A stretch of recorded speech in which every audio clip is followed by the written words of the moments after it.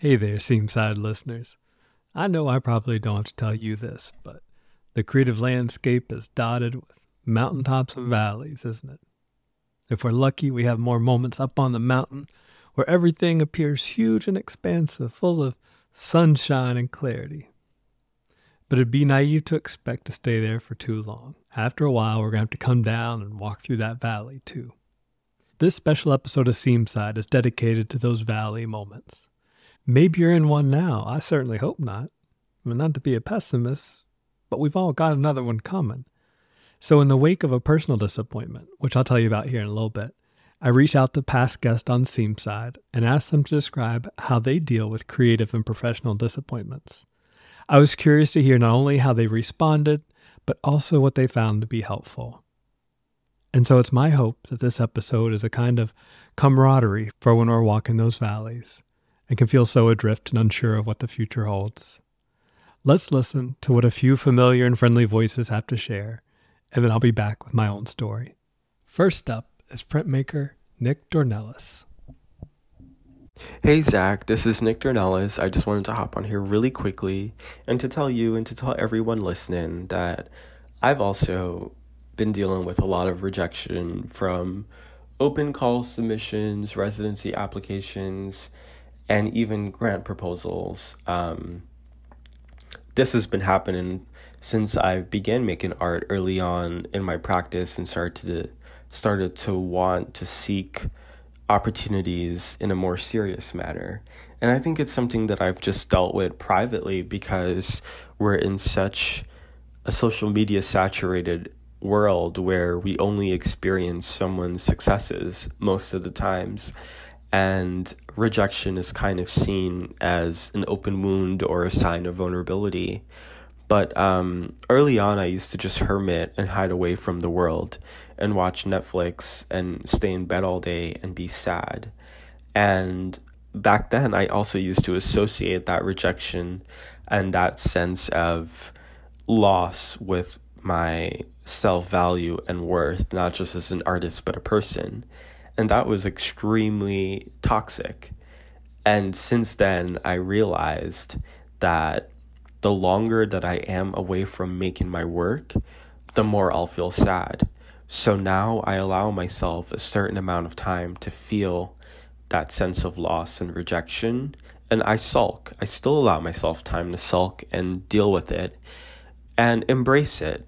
And I think now what I do is I'll regenerate my application. So I'll take the language that I've already built and I'll put it back into new applications. I think it's extremely important to recognize your intellectual property and to hold yourself accountable and to continue to put yourself out there, because the amount of work that was put into that application is not lost. So I will find new opportunities that I feel like pertain to me and I will apply to them.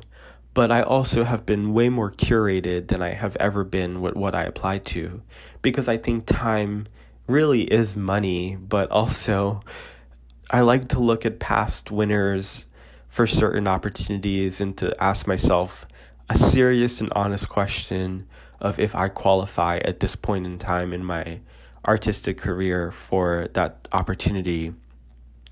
And I also want to acknowledge that these applications step foot into something way bigger than us. I think in terms of just institutions or capitalism, it's way greater than us. And it could be something just as simple as the person on the other side of the panel reviewing your application probably didn't even have their coffee that morning and they're looking at your application.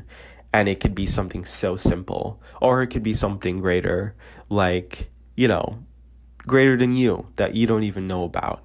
So I would take every rejection with a grain of salt. And also in my experiences, I've realized that for every 10 to 15% of my successes, they completely outweigh all of the rejection that I have received.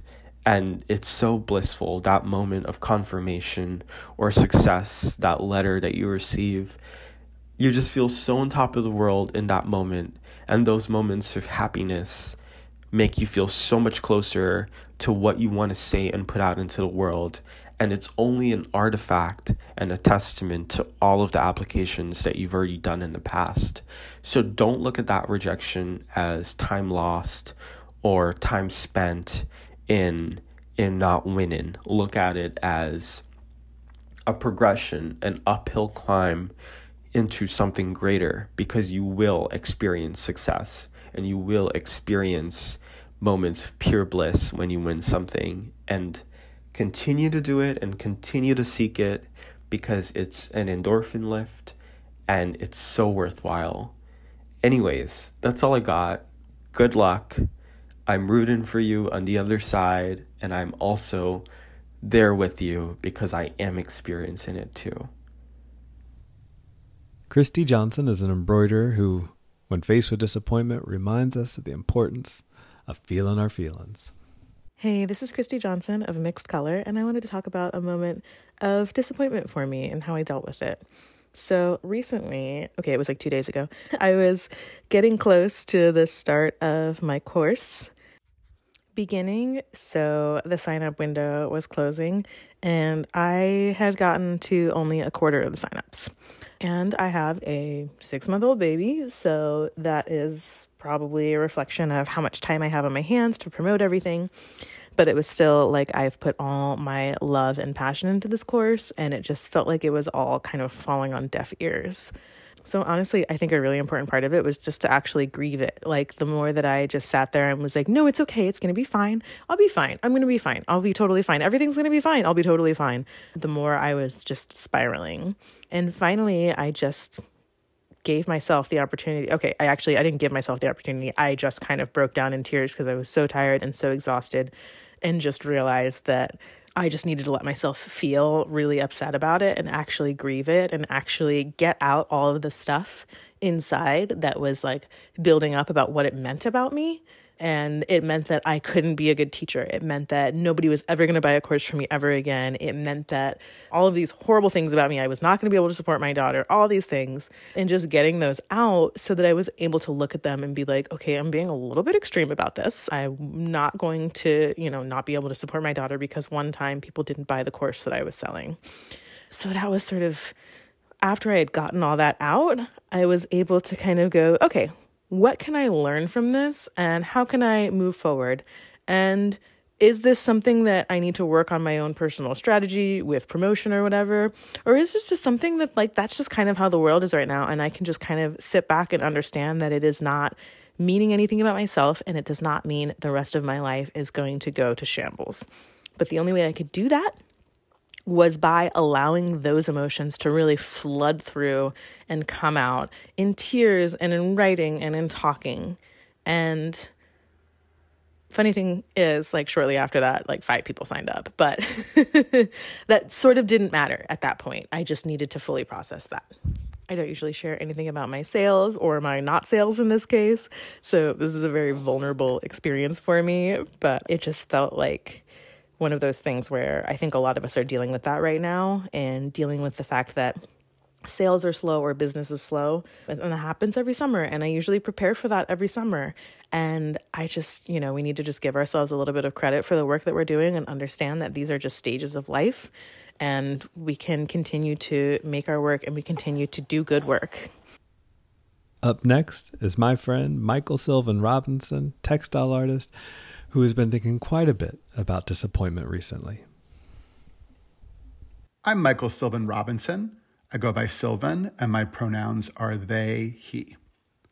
I recently shared a social media post that began, "I'm always surprised by how disappointed I am when I've put time, vision, and effort into a proposal or submission, met the deadlines, followed the instructions, shared my best work, and I get the 'we didn't pick you' email." This was the most engaged post I've ever shared, with so many wise comments and so much identification. I've been writing more about this wrestling with disappointment, and I'm glad to share some of that here, so thanks, Zach. Franz Weller, grief activist and author of the book The Wild Edge of Sorrow, Rituals of Renewal and the Sacred Work of Grief, describes 5 gates through which grief enters our lives, and the 4th gate is what we expected and did not receive. The truth is, for much of the past year, I was envisioning a very different new chapter, and I invested an enormous portion of my time, care, art energy, and service in places and partnerships with people that didn't match or weren't able to share the building of relationships and the opportunities as I'd hoped. As a full-time school administrator, trying also to be a mid-career artist and an engaged activist with a loving home and midlife health practices to tend as well, I'd worked hard to be the best me, carefully squeezing commitments into my challenging calendar, trying to be upfront about what I could or couldn't manifest, and often turning myself to what I believed would help solidify the work and the way forward. I know this about myself, that I put in extra effort to avoid being disappointed in others, and that this old coping strategy leaves me sometimes failing to ask the out loud questions that might have helped me better reckon with the disconnect, unavailability, or even disinterest that I'm trying to face with a hidden hypervigilance, trying to avoid disappointment. The more I care, the harder it is to risk the ache of having them disappoint me or reject what I'm offering and preparing. In Atlas of the Heart, Brené Brown examines the connection between disappointment and expectations. She writes, "Disappointment is unmet expectations. The more significant the expectations, the more significant the disappointment. When we develop expectations, we paint a picture in our head of how things are going to be and how they're going to look. We set expectations based not only on how we fit in the picture, but also on what those around us are doing in the picture. That we come away from the experience of disappointment feeling bad about ourselves and the other person. Our negativity is tinged with the astonishment and surprise, and at the same time, we're trying to forgive, we're concealing the emotions." I know I've had some stellar opportunities over the last few years, and so I can feel this ache as also a kind of a lack of gratitude or even character weakness. But there's something about saying the hard part out loud, the feelings of being let down or excluded, the ways in which the time and effort felt like such a setup for disappointment.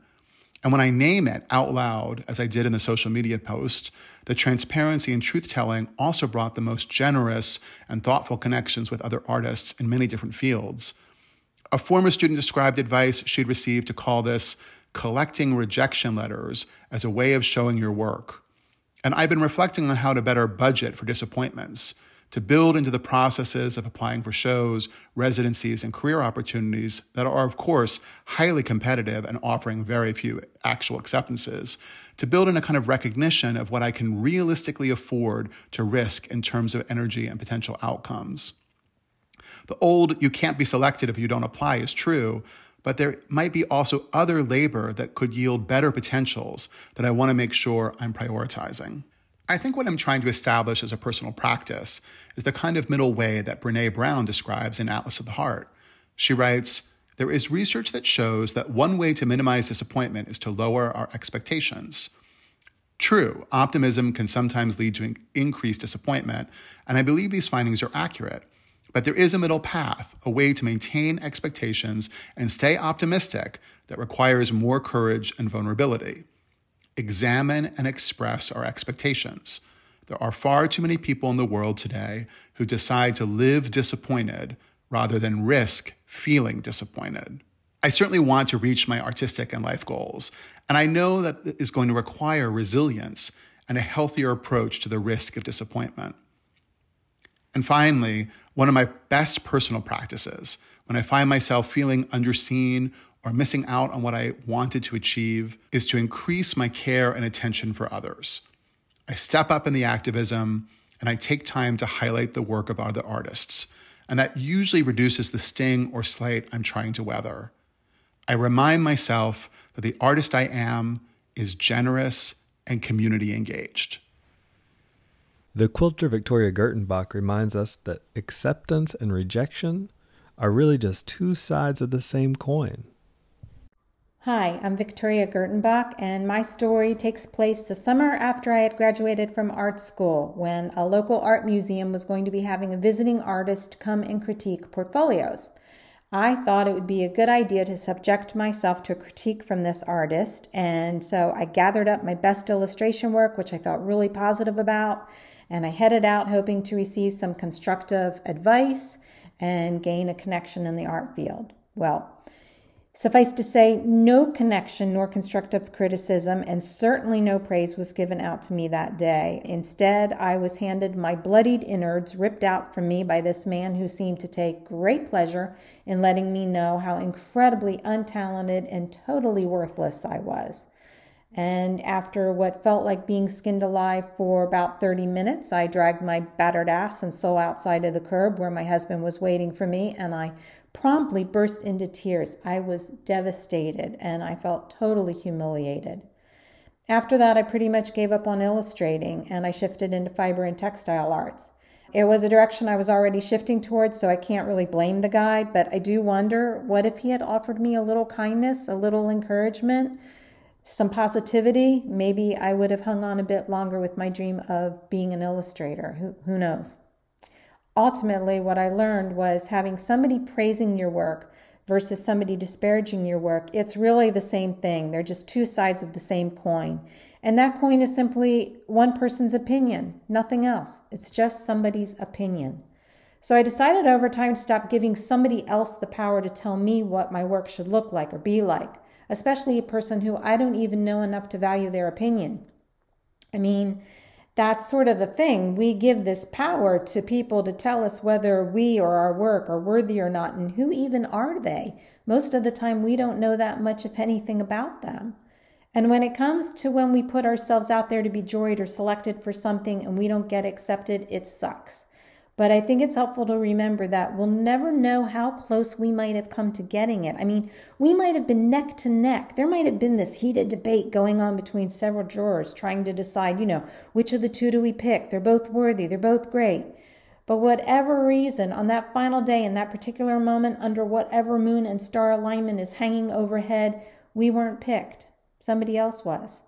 And that's okay because, had we been picked, they would have lost out and they'd be feeling rejected. I mean, there's enough pie for everyone to get a slice. We just have to remember, not each and every time. And when we don't get what we thought we wanted, if we can look past that missed opportunity, we may be able to see that there's now this newly opened up space and time for something new to emerge. So no reason to despair. It's all good. Anyhow, love to everybody who's ever been rejected. We've all been there, and it is okay. Weaver Clare Hu asks us, how many yeses do we actually need? My name is Clare Hu. I am an artist currently based out of New York. I feel like the past couple months or so, I have been very disappointed since it's kind of been not so much rejection, but just bad news after bad news. Once I thought I had like a really busy season coming up, it has ended with me just taking more time to be in my studio and not having as much opportunities. I think when things started falling apart, I was feeling a little down on myself. And I think when it's just like one punch after another, it's really easy to just go home, cry a little bit, and like not want to be in the studio. And I think that's what I did probably for at least a couple days. But I think that's when I find it so helpful to be able to lean on my friends who are also artists, who also know what disappointment and rejection looks like. And I think that's when they're able to remind me that you always get more no's than yeses, and you really only need to get that one yes. And I think you feel a lot closer as like a community when you can like bond over things like disappointments. And I think it's just like a great time to lean on the community that you've already created for yourself. Julian Jamal Jones reminds us that disappointment is something we can use to make our work even better. My name is Julian Jamal Jones, a multidisciplinary artist working primarily in quilting and textile arts. I have experienced multiple disappointments in my career, and I find that to be powerful reinforcement for me. I don't take disappointment personally. I don't take it in a negative way. I kind of like flip it and make it more positive reinforcement for me to try harder, to try again the following year, to make my pieces larger, or to try something new that I've never done before. So, of course, I have emotions like everyone else. I might be upset for a couple minutes, or I might, rant a little bit. But I feel like disappointment and decline is kind of being an artist and what an artist should experience. I feel like if you're not accepted into every submission or accepted into every residency that you want to be a part of, I find it makes you better. It makes you stronger. It makes you have more of a thicker skin. And that's something that I had to figure out for myself, because I was a person that didn't have a thick skin. I was very emotional. I couldn't take critiques well in school. But now that I'm out in the world, I'm presenting my work, I feel like now I have more confidence. I feel my work is I believe my work is not for everybody. So that's another reason why I kind of don't take it personal, because, for example, I'm working in strictly abstraction. Everyone might not understand the theory behind abstraction or the logics behind abstraction. So I kind of find it to be like either you like my work or you don't. I find another reason too, I think the biggest thing for me is comparing myself to other artists on Instagram, or an artist that is showing at a gallery that you want to show at. I just take it as it's not my time. It might not be the best timing for me to exhibit with that gallery. And I just keep trying and putting everything I have into my practice. And I believe that hard work pays off, and I kind of stick to that theory, and I don't overthink everything. And last, but most definitely not least, is a new friend to SEAMSIDE, weaver Rachel Meginnes, who you'll hear more from in a couple of weeks. But today, she shares with us things that have helped her in the past when she's been confronted with disappointment. So I'm thinking about the many times that I have experienced disappointment in putting myself forward for a creative professional opportunity. And I know at those times that I felt extreme disappointment, sadness, maybe a bit of despair, kind of feeling like I'm never going to get where I want to get or need to be. And 3 things come to mind that have been helpful. One is simply to pause and remember that it actually does take time to get to where I want to be, and I can't know what that timeline will be. The second is that I've always found putting together the application and presenting my work to be beneficial, even when I haven't gotten the opportunity. That there's a clarity that comes forward from writing about the work, from sharing that work, having the confidence to share that work, that propels my work forward no matter what. And then lastly, I think a key piece for me is reminding myself that I can't know exactly why I didn't get it, that it could have been the mix of jurors, and it could have been the mix of who I was up against, that basically the fit just wasn't right, and that trusting that if this opportunity remains important to me and I continue to put my best foot forward, that there will be a time when the fit is right. I am so thankful for everybody that took time to weigh in and share their experiences about times of disappointment. Listen to these messages the first time through, several of them brought tears to my eyes. They're just like a balm for the soul. Now let's take a listen to my own story that I recorded a couple days ago while it's still feeling pretty fresh. Many of you know I applied for a long residency that I've worked really hard for and felt like all the stars were aligning just right, only to learn in the final round that I didn't make the cut. It was a really hard moment for me, and if you've ever put yourself out there and dared to stake your hopes on a dream, you know what a blow it can be to get news like that.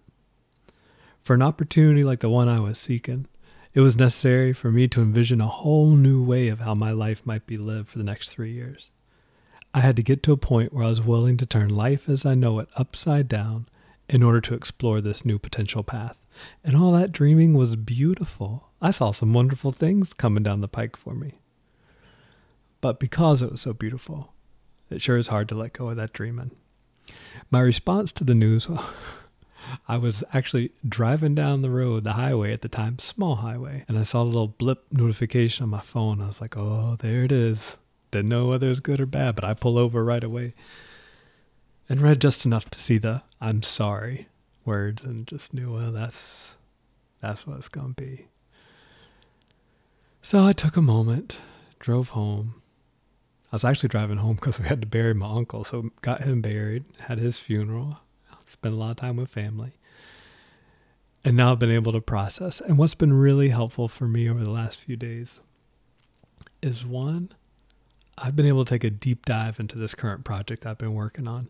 It feels like some form of the best revenge is a life well lived or something, but I'm not even interested in revenge. It's not even about that. But it seems to me that in the wake of not getting this opportunity that I was so excited about, the best thing I could do is to make something with my hands that I am supremely proud of. And so I've been pouring a lot of my time and energy that would have probably gone to wallowing and to commiserating with myself into this quilt. And it's just another way in which quilts are such wonderful containers. Because by pouring yourself into a project like this, it's not the same as staying just busy in my mind, right? We can stay busy and keep our mind off of things. But when I'm working on a quilt intensely and for long hours, I am very present with how I'm feeling and what thoughts are floating through my mind. And I'm able to work with those and process those emotions while I'm working. And so for me, the number one go-to was get to work.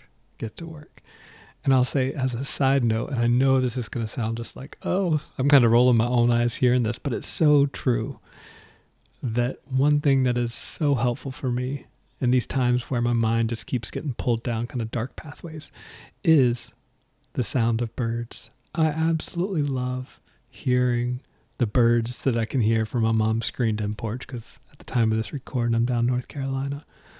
And I think the magic of birds is that, one, they're almost always around us, but two, we rarely pay them as much attention as I think they deserve.